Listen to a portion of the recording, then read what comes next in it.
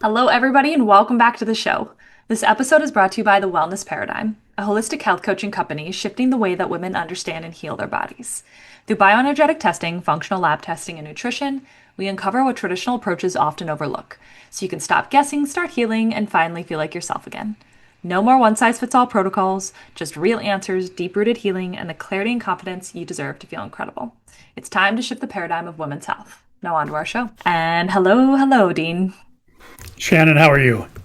I'm great. I'm so excited you're here. And we were chatting a little bit beforehand how this is going to be such an important conversation, like, particularly for people that are over 60. And a lot of people that come on the podcast, we talk about different stages of life, fertility, postpartum, perimenopause, but then this age group kind of gets forgotten about a little bit. And so I'm really excited to bring your insight. Dean is an award-winning author. He's a speaker. He's a certified health coach and trainer. And he really helps people over 60 take back their lives and their health and not give in to what society thinks aging really needs to look and feel like. So, Dean, welcome to the show. Thank you so much. I'm looking forward to it.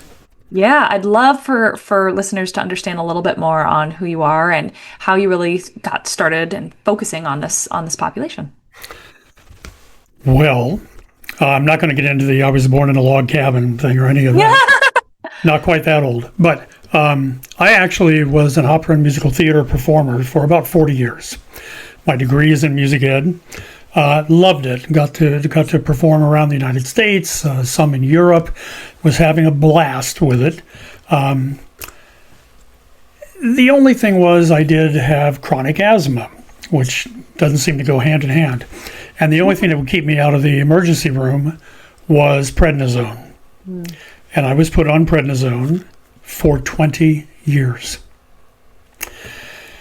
And I had every side effect that you can get from it. 140-pound weight gain, severe osteoporosis, liver issues, early cataracts, and connective tissue weakening, all from that.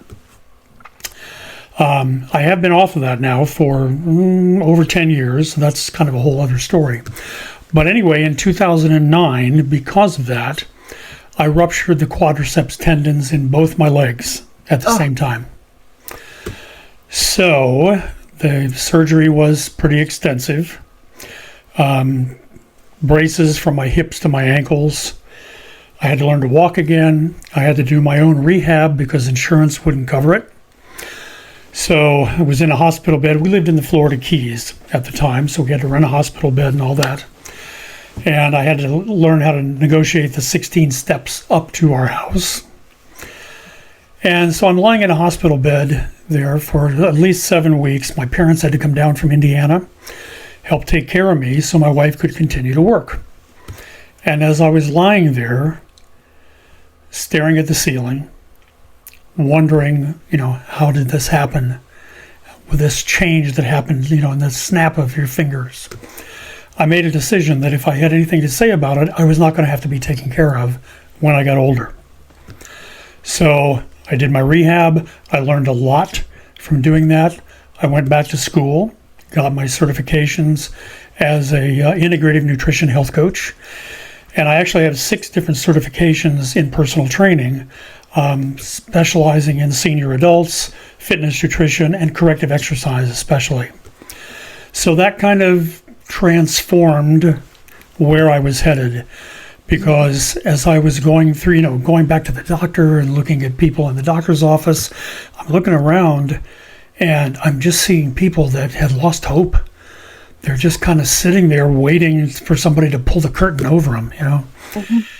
And I thought, no, this is not what I want. This is what I want to start to talk to people about and say, folks, you do not have to just accept that, well, you're getting older. Well, this is happening. You don't have much control over it. Here's a couple of drugs you can take that might help with it. No, you don't have to at all.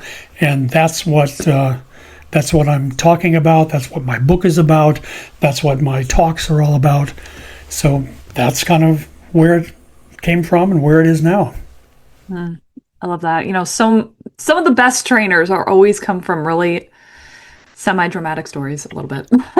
I have one too. And, What do you find is one of the biggest things with this aging population that you really focus on that they maybe struggle with? Part of it is just our generation in general. Let me also say, I have nothing against Western medicine. I mean, I am so wonderful that the surgeon was around that could help put my legs back together, So, that having been said, the people in my age group, we grew up at a time where doctors were gods. I mean, whatever the doctor said, that's what you did. You basically gave up your health to them. Whatever they said went. And now the way things have changed, there are so many specialists that there really isn't anybody that has an overview of your health. Yeah. Everybody's doing, no, I'm the right hand surgeon. I'm the left leg surgeon. No. So that, I think, is the biggest thing that people have to understand, that they have to be their own advocates. They've got to take the responsibility back, pay attention to what's going on, pay attention to the drugs they're taking, the interactions with the drugs they're taking, how that might affect one thing or another. I think that's the biggest thing, that there has to be kind of a mind shift back to, hey, I'm responsible for me. Yeah, I see that a lot. I mean, we were chatting a little bit on, this population, especially being in the online space.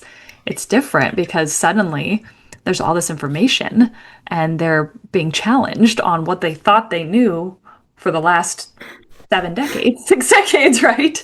Right. And it can be really confusing. And most of the information out there, you don't know where it came from. Where it came from. I mean, and that's my next question is, is it really relevant for this population? There's always going to be things that are relevant no matter how old or young you are, right?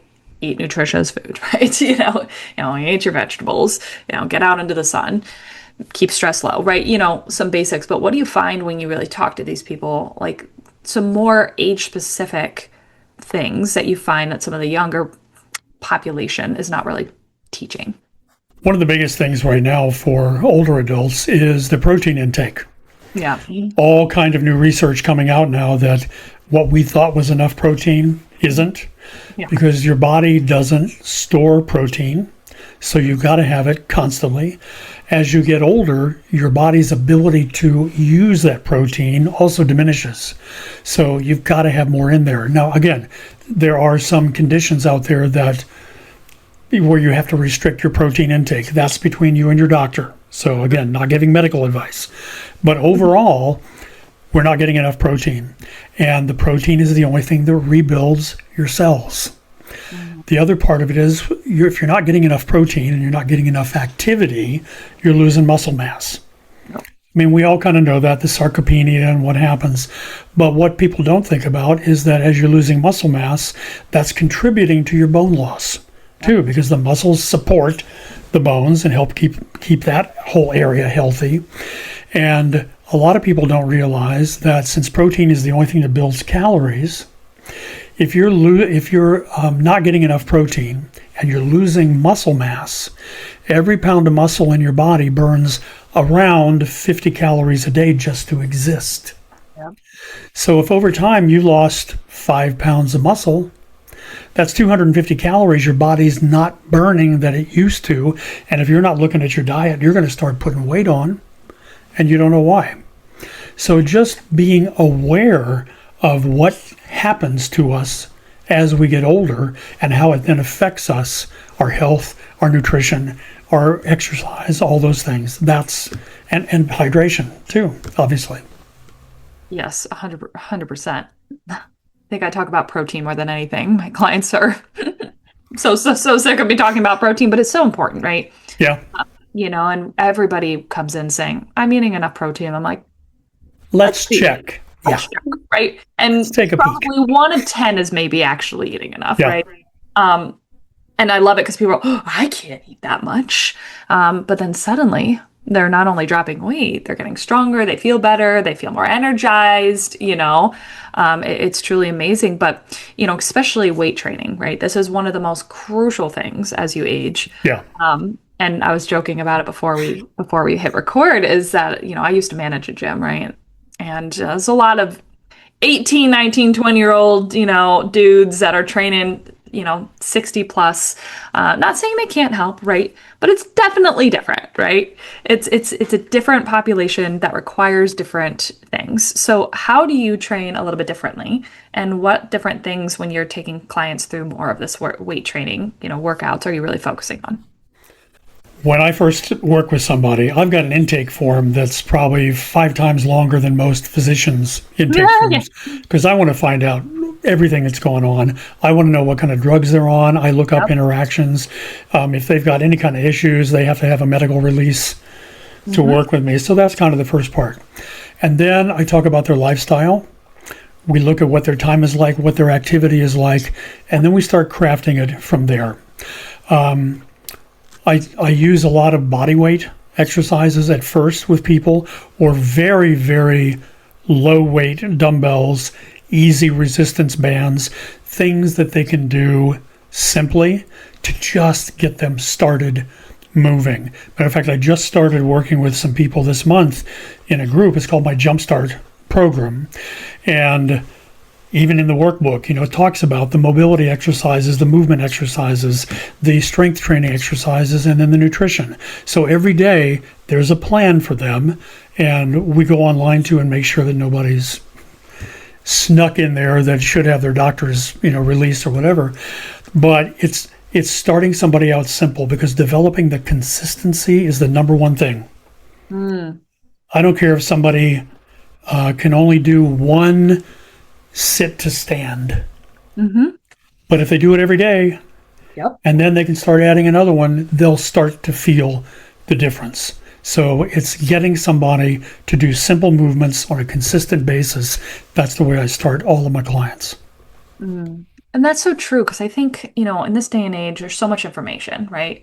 You always feel like you're missing something. Like, this is the next key to unlock longevity is the big key word, right? And, anti-aging. And meanwhile, you're focusing on all these random things that don't matter when it's Right.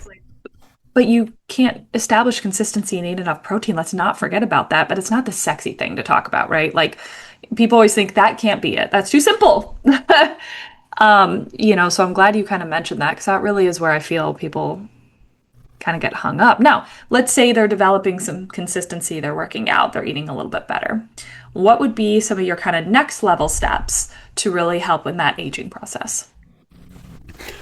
If they're getting movement in consistently, if they're getting mobility work in consistently, and even light strength training consistently, and we started discussing nutrition and they're changing those habits too, the next thing for me is their sleep, which should be getting better anyway because of those other changes. And the biggest one is their mindset. Mindset when people are getting older is critical, because look at all the things that happen as you get older, besides what you're dealing with on a personal level from any physical things. But how many of your friends that you went to high school with have passed away? Your parents are probably gone. You may have children who have died or have issues. Your high school friends so your friend base is shrinking.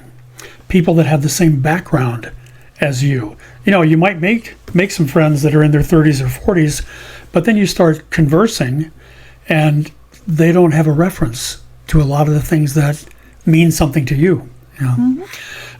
So that's the mindset is the next thing, because I want people to understand this whole health span, lifespan issue. People get so concerned about, well, am I going to live to be 90 or am I going to die in my 60s or whatever? And my feeling is, who wants to live to be 90 if you spend the last 20 years in a wheelchair not knowing who your kids are? I mean, that's not living to me. So my whole thing is increasing your health span to be as close to your lifespan as possible. And if we have time, I've got a quickie story.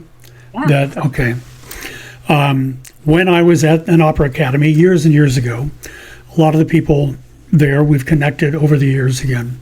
And there was one gal that I hadn't even really thought about for almost 50 years. And we reconnected on Facebook. And it was terrific. So we were talking back and forth. She's maybe 2 years older than I was. And she started learning more about what I was doing now. And she said, I really had some issues. I think I would like to work with you. Well, she was out of state. I don't do much online, or I didn't at that time. And I thought, okay, I'll train you online. We'll work this out together. So she had had a heart attack. She had had a hip replacement, a knee replacement, had a small business that she couldn't really go to anymore. Her friend had to take it over. She could barely get out of a chair at home. So, this was not a good situation. And within a month, she was able to pop out of her chair. She still used a rollator when she was outside because of some balance issues, but she could get around her house with no problem. Her attitude was better. She was happy again. She was able to go back a couple days a week to the job that she had left. She was having a blast. So happy, so thankful. And this was over about a 3-month period. And then one night, I got a call from a friend of hers. And the night before, she had had a second heart attack and passed away. Oh, And at first I thought, oh my God, I hope it was nothing that we were doing, because she'd had her doctors okay and all this. And then I realized that for the last 3 months, they were the happiest 3 months that she had had in probably over 10 years. yeah. And that made all the difference in the world to me, to be able to come to grips with that, because her health span then went right up to the very end. And for that, I was very grateful to be a part of that. I love that. It's hard sometimes when you are, a little bit when you're at that age where you're trying to reverse sometimes decades of damage to the heart, lungs, joints, Right. And so a lot of it is not necessarily always, some of it is reversing, but some of it is just having a better quality of life with what you got for the time you've got too. And that you can absolutely shift that and change that and feel and look better. Right. But There are some things that are out of our control. there are things that are out Somebody has a stroke or whatever, a heart attack. Although many times the heart attack you had in your 70s, you started the problem in your 30s. Well, and that's what I was kind of getting at, which is so Yeah. tough, because it's like, that's where I'm at with a lot of my clientele, mid 30s, mid 40s, and it's like, do the work now, because it can potentially save your life later on, right? But we Yeah. don't think about that always until there's a problem, right? We don't think, oh, the heart attack I might have at 70, I need to work on now in my mid 30s, right? It's a different mindset, but I love that you also mentioned that your quality of life can get better no matter what age. I worked with so many people. Would always I was always the trainer that every older clientele went to. And I joked with you for a few reasons, but one of them was I had autoimmune arthritis. I didn't know what it was like to live in pain, even though I was in, at the time, my mid-20s. So I got it. Like, I hate to say pain wants some sympathy, but let's be real. Like, you want somebody to understand. But a lot of the trainers didn't want to train them. They weren't, quotation, as fun, right? You couldn't do all the crazy stuff. I loved them. I also worked with Pilates and Pilates reformer and equipment, which was very helpful for the population. But which, if anybody listening, training is amazing. Pilates reformer work is really incredible. But my favorite wins weren't the, oh, look at, I lost 20 pounds. That was amazing. Loved those wins. I just very distinctly remember one of my clients dropped his shampoo bottle, and he literally was like, Shannon, I bent down and I picked it up for the first time in my life by myself. He was only 62 at the time, and I was like, that's amazing. I had another client who was 85, and he had lost his wife. I joke because his dead wife's cane was what I used when I couldn't walk during my autoimmune flare-ups. And he started dating again because he was able to be mobile and he felt good about himself. And I'm like, hell yeah, you do you. There you go. Yeah. But it's fun because those small little wins. One of my other clients was like 68, I think. And for the first time, she could take the cat litter or the cat food and bring it inside and dump. Right? It's like we don't think about these qualities of life that aren't just like how we look. It's like our literal, like how we function day to day. Exactly. Functional health. That's what it's all about. And that does change. I think as you get older, you realize it's less about the aesthetics, although that is nice, and it's about the functionality, right? And it's, being able to get on the floor and play with your grandkids, right? I mean, And get up. get up, right? Yeah, getting down, you have gravity to help you. Yep. But, I'm sure that's a lot of your clientele too, where it's like I can play with my grandkids and keep up with them. My energy is better, and I know that's one And I thing. don't have to take a nap, but they do. Well, Yeah. yeah, 100.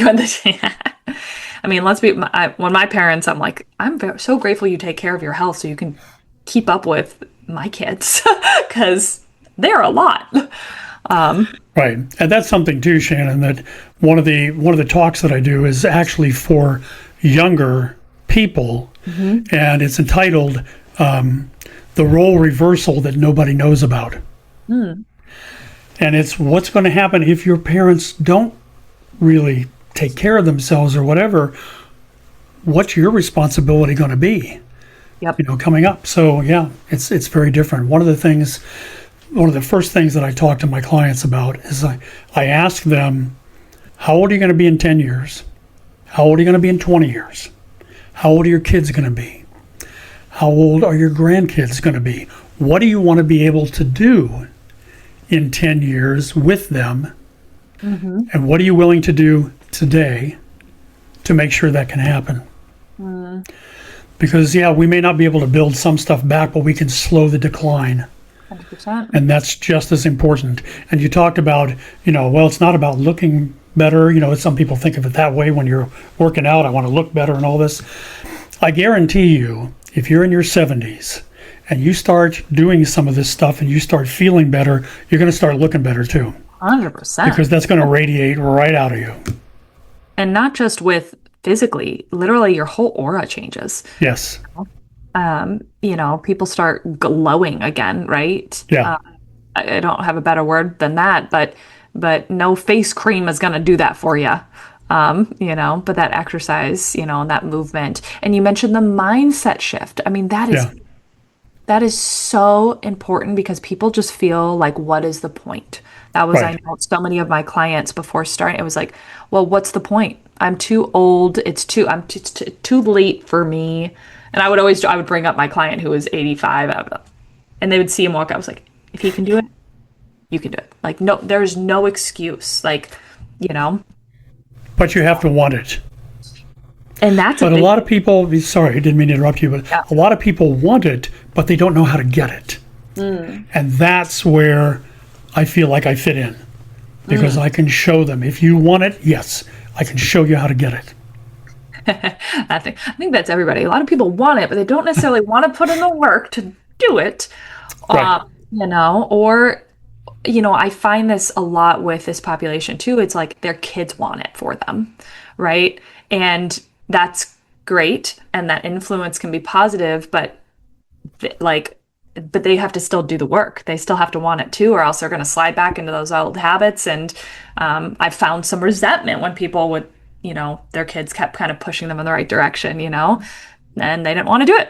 So, what are That's some? that role reversal coming early in there.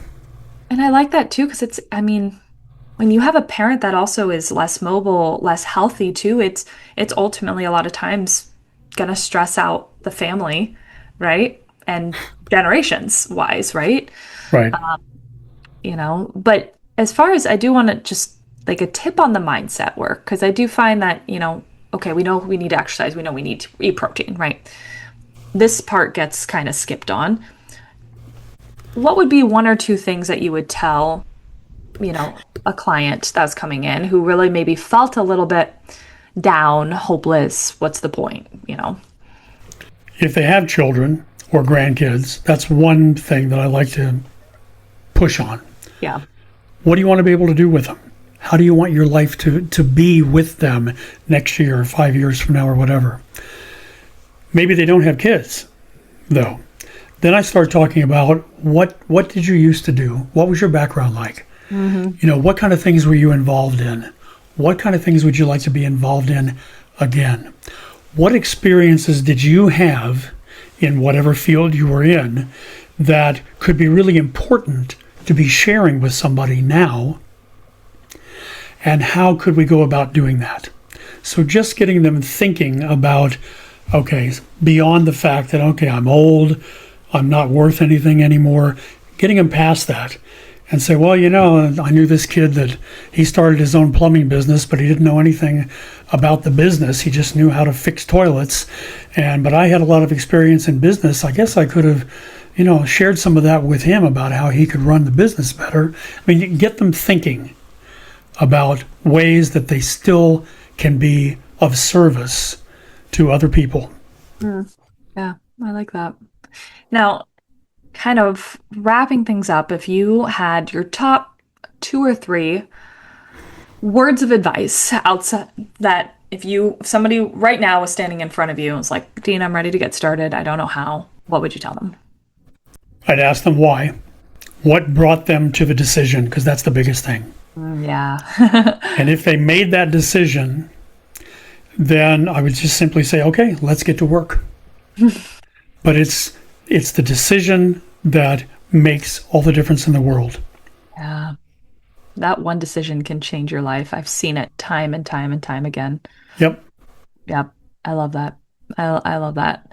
Now, where can people find you if they want to connect with you? The easiest way is probably through my website, which is direct.me/agingboldly. Everything is on that site. My regular website is on there. The link to my book, Unfinished Business, it is on there. All my social media contacts are on there. My email is on there. I mean, everything that anybody would want to know about is on there. Even a link if somebody wants to book a free 15-minute call with me just to chat, just to see if there's some way we might be able to work together. That's also on there. So it's all in one place, direct.me/agingboldly. Love that. Well, make sure to check out his book. I know his best-selling book is on there as well, guys. It seems like it's just an awesome resource. And thank you, Dean, so much for being here and enlightening our listeners. Go check him out. And thank you guys for listening. We will catch you guys on the next show. Thanks so much, Shannon. It was great. Thank you, Dean.